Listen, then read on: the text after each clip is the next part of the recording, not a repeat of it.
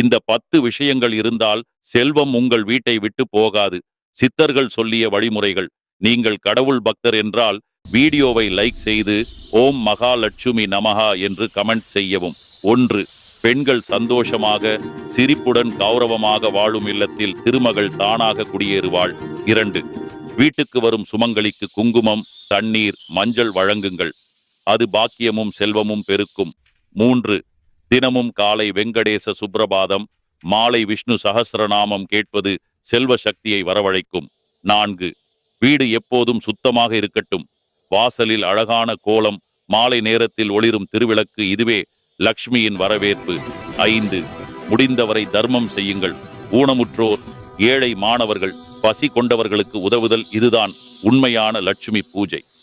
6. வீட்டில் ஊறுகாய் குறையக்கூடாது. ருசியான உணவு, திருப்தியான மனம், தரித்திரம் நுழைய முடியாது.